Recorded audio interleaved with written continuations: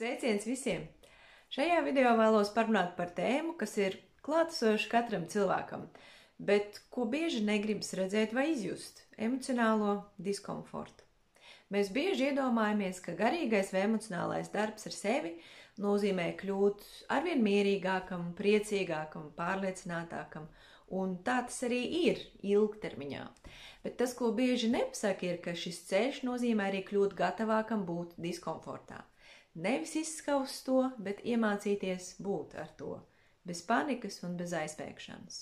Un tas ir milzīgs pagrieziena punkts cilvēka dzīvē, brīdis, kad viņš vairs nemēģina izvairīties no neērtām emocijām, bet gan tās iepazīt.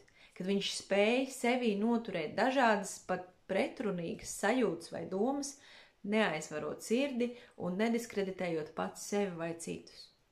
Šeit es bieži redzu vienu kopīgu pavadienu, jo vairāk cilvēks ir dziedinājis savu iekšējo bērnu, apzinājies savas traumas un līdzsvarojis savus iekšējos aspektus, jo plašāks kļūst viņa emocionālais konteiners, kas ir spēja noturēt diskomfortu bez sabrukuma vai automātiskas aizsardzības reakcijas. Tā ir nozīmīga emocionālā un mentālā brieduma sastāvdaļa, un neapšaubāma garīgās izaugsmes pazīme, jo atļauj pasauli saskatīt niansēti un dziļi. Kā tas izskatās praksē? Tas izskatās, piemēram, kā spēja patiesi pateikt, jā, mani vecāki bērnībā mani sāpināja, un vienlaikus spēja dziļi izprast viņu sāpes un to, ka viņu rīcība sakņojās viņu pašu traumās. Tas izskatās arī kā spēja sevī noturēt, piemēram, šos abus. Es mīlu šo cilvēku, bet es arī esmu dusmīga uz viņu, jo viņš man nodarīja pāri, un tas nebija pareizi. Un tāpat tas izskatās kā, piemēram, spēja sev atzīt, ka es esmu dziļš un nopietns cilvēks, un tad pašā laikā man patīk vieglums, smieties un dažkārt nedaudz bērnišķības, bez vajadzības izvēlēties vienu vai otru identitāti vai atteikties no kādas no tām. Šīs spējas pamatos ir tolerance pret kognitīvo disonanci, to iekšējo spriedzi, ko mūsu prāts piedzīvo, sastopoties ar divām pretrunīgām domām vai realitātēm, kuras abas savā veidā ir patiesība. Jo vairāk mēs iekšēji esam sadzījuši, jo vairāk mēs emocionāli spējam paciest šo diskomfortu, necenšoties to uzreiz atrisināt, noliegt vai uzspiest sev kādu vienu pareizo versiju, bet gan pieņemot abas versijas kā ok un neaizejot galējībās.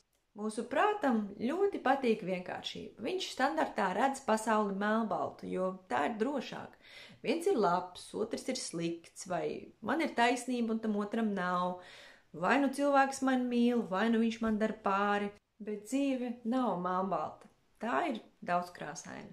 Sirds to zina vienmēr, bet prāta darbs ir dzīves laikā to iemācīties, un tas notiek tieši diskomfortā. Dziedināšanās nenozīmē vienkāršotu dzīvi, tā nozīmē dziļāku spēju satikt dzīvi, tādu, kāda tā ir. Sarežģītu, skaistu, dažkārt sāpīgu, bet īstu. Un tajā brīdī, kad mēs iemācāmies būt ar šo emocionālo diskomfortu, mēs kļūstam brīvāki. Brīvāki būt paši. Brīvāki būt kopā ar citiem un nemēģināt visu kontrolēt, jo iekšēji ir miers. Pat ja ārēji vēl joprojām pagaidām ir kaut kādi jautājumi bez atbildēm. Tāpēc, ja tu šobrīd dzīvē saskaries ar iekšējām pretrunām, sajūti grūtības, uzturēt emocionālo līdzsvaru, kad pastāv vienlaikus vairākas patiesības, tad zini, ka tas nav nekas nenormāls. Tā ir iespēja paplašināt savu spēju būt cilvēkam, vārda pilnā nozīmē. Un es ar prieku būšu tev līdzās šajā ceļā, lai iemācītos būt ar savām emocijām, ar tām pieaugt, tās izturēt un galu galā integrēt. Tava spēja būt emocionālajā diskomfortā ir kā muskuļi. Tie aug tad, kad tos trenēt drošos, siltos apstākļos. Ja jūti aicinājumu dot sev šo iespēju, droši raksti un piesakies uz konsultāciju un iesim šo ceļu kopā. Tikmēr es būšu tepat.